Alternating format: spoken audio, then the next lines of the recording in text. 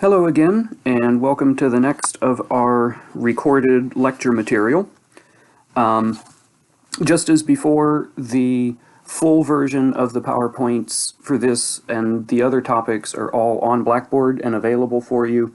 So make sure that you are reviewing, reviewing those as well as these recordings. So the next exam, the final exam, the multiple choice and the ID portions for that test will only come from the material that we start today through what we get to by the end of the course. And so nothing from the first 10 weeks of the class will be part of the ID or multiple choice for the final exam. The essay, though, for the final exam will be comprehensive. So it's going to ask a broad question about some topic, and you're going to be responsible for addressing that using examples from anywhere in the course, all the way going back to Jamestown and the colonial period. So you'll, again, have an open note, open book test, so you'll be able to review that content as you're answering those questions, but make sure that you are going into that exam with eyes open and knowing what to expect for that. So as always, I'm happy to answer any questions that you might have. Just be sure to get those to me. You can also make use of the general questions forum that is on Blackboard. That way you can post a question and the entire class will be able to see it, and they'll all be able to see my response. So that's definitely a good option as well. So as far as content goes, we finished up with the Jackson period, and what we're going to do now is look a little bit at sort of more thematic topics. So up to this point, we've gone roughly chronologically with our material. So we've started in the 1600s, moved through them, moved into the 1700s, and into the 1800s with the Jackson period. What we're going to do now, though, is designed more to kind of set the stage for the coming Civil War. And so we're going to be looking at things that will go kind of forwards and backwards in time a little bit. And I apologize for that, because I know that, sometimes history is a little easier to understand when it's in that linear progression and goes from one to the next to the next. But for our purposes, this is probably going to be a little bit better, because we're going to be talking about related themes and related concepts that will all fit together. And so this section, which we're going to break down into 2 recordings, and then the upcoming section about the sectional conflict, which will be broken down into multiple recordings as well, those are going to be still roughly chronological, but they're going to be dealing more with an overall topic in some ways than they have been the kind of structure or idea behind some of the earlier sections. So again, make sure that you are looking at and listening to the additional material that I've posted in Blackboard. There's going to be topics included in those sources and those materials that we may touch on just briefly in the recordings, or in some cases may not cover very much at all. So you'll definitely want to pay attention to those. So without further ado, we're going to look at the process by which the country grew in the first half of the 19th century, how it added new territory, some of the challenges that presented, and then this is going to set the stage for what's known as the sectional conflict. And the sectional conflict is the broad term talking about the tension, disagreement, debates between different parts of the country, most notably between North and South, and most notably over the question of slavery. But there were a lot of things going on in terms of tension between different sections of the United States. It wasn't just North and South, and it wasn't just that those two parts were in disagreement about slavery. There was a lot going on. but we'll get into that when we talk about the sectional conflict as a more specific kind of component.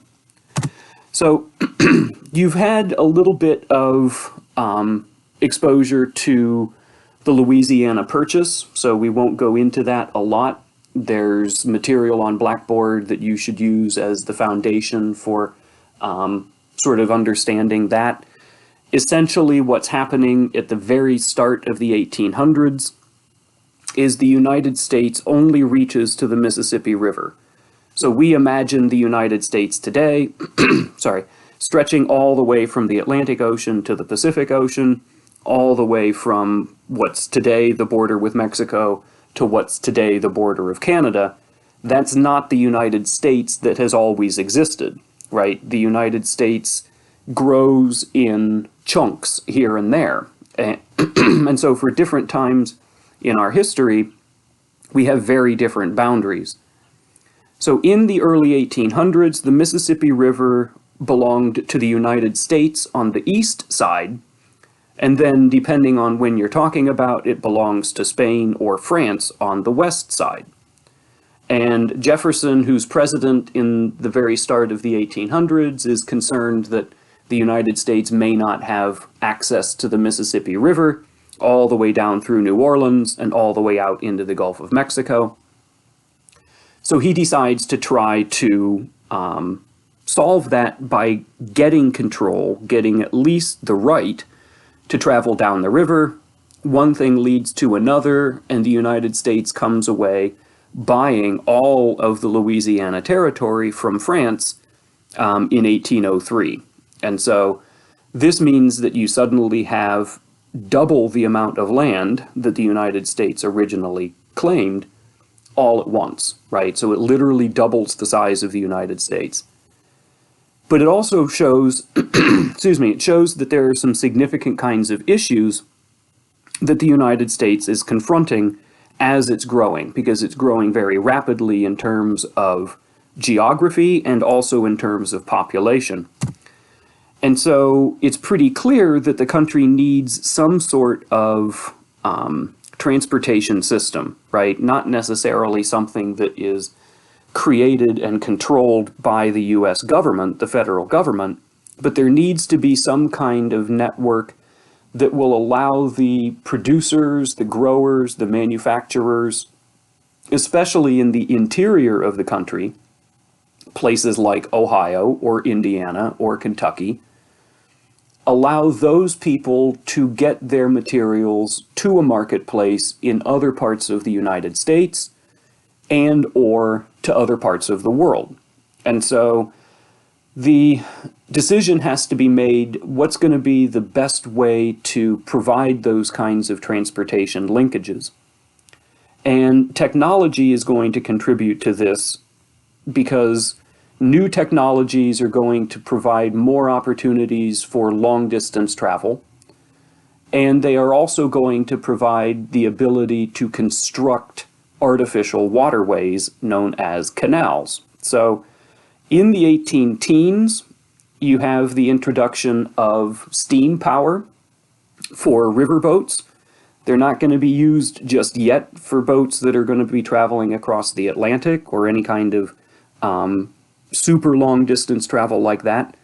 But steam power is going to make a great advantage, because now, instead of a boat only being able to flow with the current of a river, now you're going to be able to travel against the current.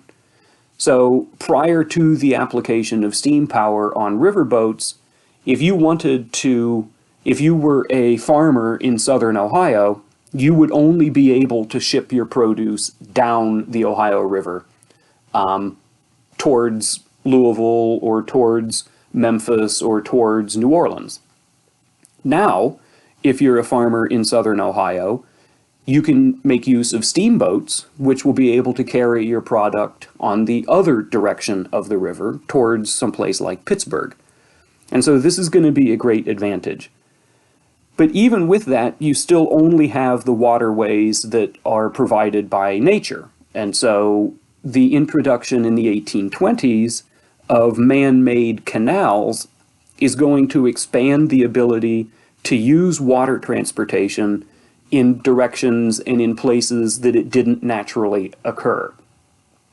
So, excuse me, the map that you have here shows the Erie Canal, which runs basically the width of New York State. And what it's doing is it's connecting Lake Erie, right at Buffalo, it's connecting Lake Erie with the Hudson River. And so this is a great way for sort of adding an additional connecting point so that things that are traveling through the Great Lakes, instead of getting stopped at that sort of land blockage at Buffalo, now those things can be taken onto the Erie Canal, transported all the way to the Hudson River. From the Hudson River, they can be transported down to New York City, and from there they can be transported to other parts of the United States or to other ports and marketplaces in foreign countries. And so this is going to be one of many canals that's going to be built in the 1820s and 1830s. Ohio is one of the most active states in building canals. If you live in Canal Fulton or Massillon or places like that, you're probably familiar with the canal system that was built around, basically along the Tuscarawas River, allowing for additional movement of goods from north to south within the state of Ohio. And so you have different canals that are going to connect natural waterways with other natural waterways, and ultimately then create this kind of spider web of connected water transportation that can move those goods back and forth. The problem with canals is they are dependent on water, and the amount of material that can be transported on a canal at any given time is relatively limited. And so a better solution, and one that will be emerging in the United States in the 1830s, is, of course, railroads. And the United States is a little bit behind in railroad construction and in railroad technology. The first railroads are invented and put into operation in England. The first railroad and steam engines start to appear in the 18-teens, and then by the 1820s and 1830s, you start to see the creation of actual railroads that are going to provide transportation from one part of England to another. The first U.S. railroad is the Baltimore and Ohio, and it has a whopping 3 miles of track when it's built in 1830. Within 30 years, the country has gone on a virtual orgy of railroad construction. By the start of the Civil War, the amount of railroad in the United States has skyrocketed from 3 miles total to 27,000 miles. That's amazing kinds of math. I can't do those kinds of statistics. I was going to say in my head, but let's be honest, I can't do those kinds of statistics even on a calculator, because I don't even know how you would do it. But lots and lots and lots of percent greater advance between 1830 and 1860. So the map on the left shows the extent of railroads in about 1835 or so. Very, very limited and very sort of scattered in terms of where they're in operation in the United States. The map on the right is 1860, and you can see an astonishing amount of rail connections basically linking all of the more settled and more populated areas of the country. You can see New England, the Atlantic coast, the Midwest, places like Ohio, Indiana, Illinois, southern Wisconsin, are just crisscrossed with railroads. One of the things that we will talk about, though, when we get to the start of the Civil War, is the difference in the amount of railroad track that is in northern states versus southern states.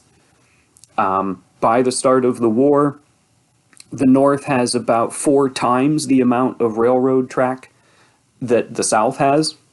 And as we'll see, there are other kinds of issues that also play into that as well, that affect the ability and the sort of usefulness of the railroads that exist in the North versus those in the South.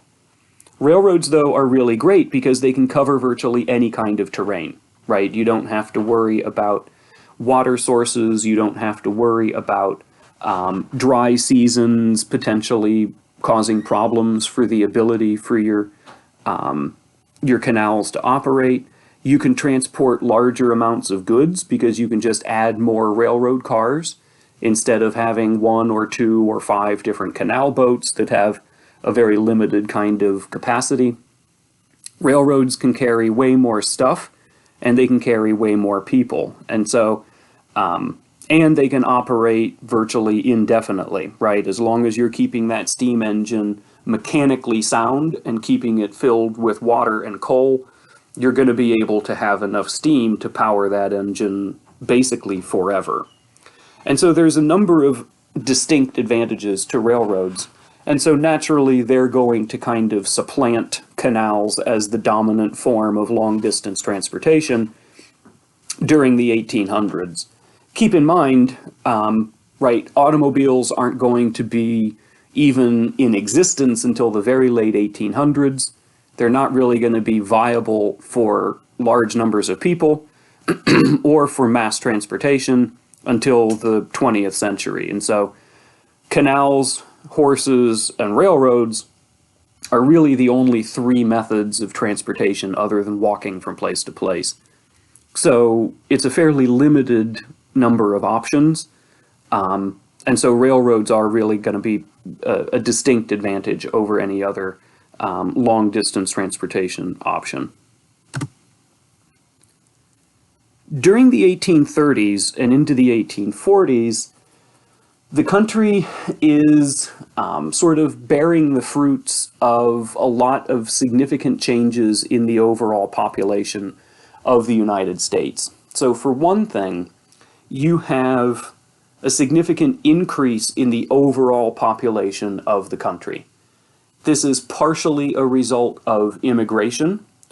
So this is the period of the Irish potato famine, which is forcing hundreds of thousands to the millions of Irish migrants into England, into Scotland, and lots of them into the United States. You also have natural population growth inside the United States, right? And so you have more people who are having more children.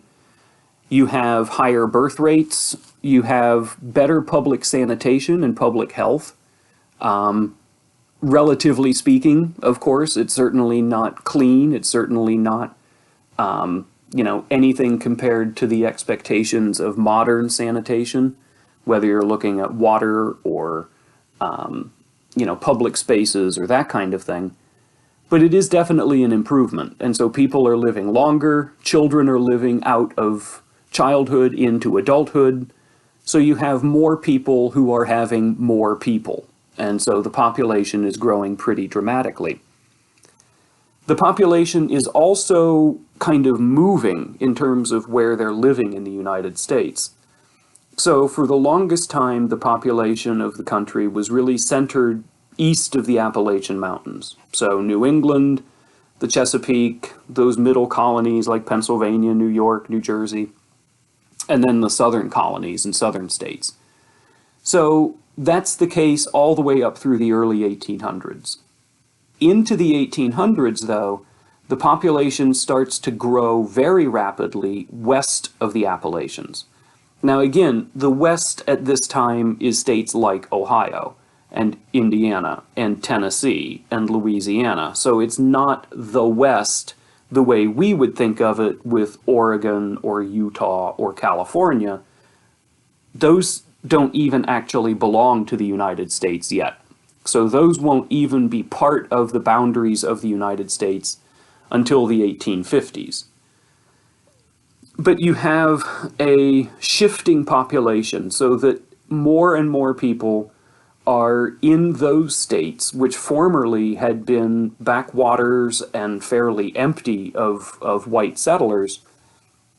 This is going to be sort of the core of a shifting ideology in the United States, where Western interests are going to increasingly become significant parts of the political conversation and significant parts of sort of the cultural landscape. And one of the ways that we see that is through the emergence of an idea that's called manifest destiny. And manifest destiny is, simply put, the belief that the United States has a God-given right to take control of all of America, right? Basically all the way from the Atlantic to the Pacific Ocean. Some more sort of rabid believers in manifest destiny argue that the United States should at least export American ideals, if not outright conquer, the entire rest of the Western Hemisphere and maybe even the world.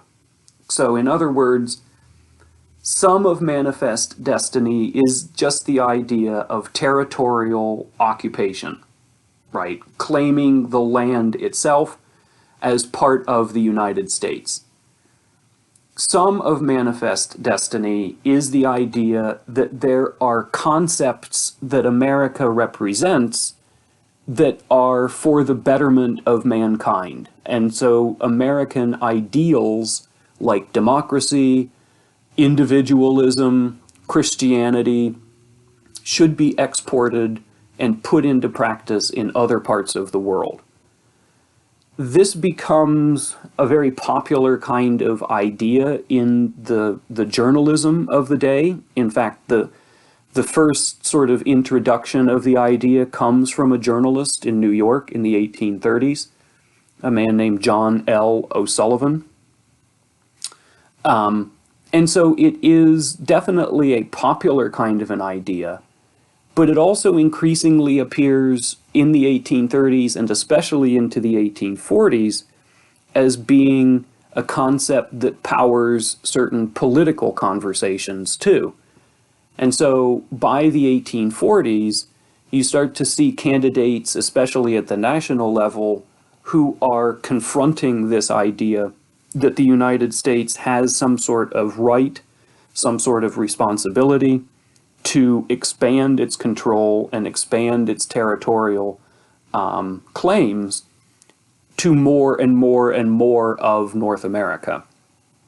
That's going to end up causing problems, but it will also end up leading to the acquisition of pretty significant amounts of territory that by the 1850s will basically turn the United States into the kind of boundaries and the shape of a country that we would recognize if we look at a map today.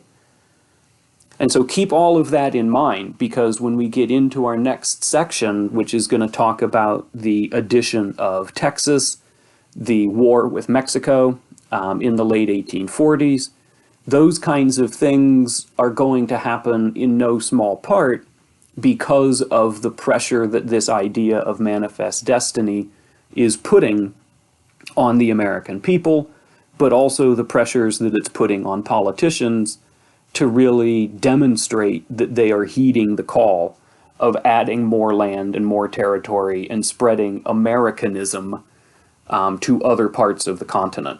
And so that's where we're going to pause today.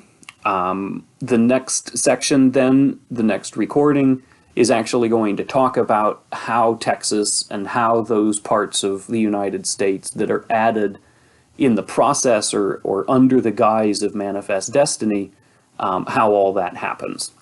So make sure that you're checking out the full PowerPoints on Blackboard. Make sure that you're getting in touch with me if you have any questions, and I will see everybody soon.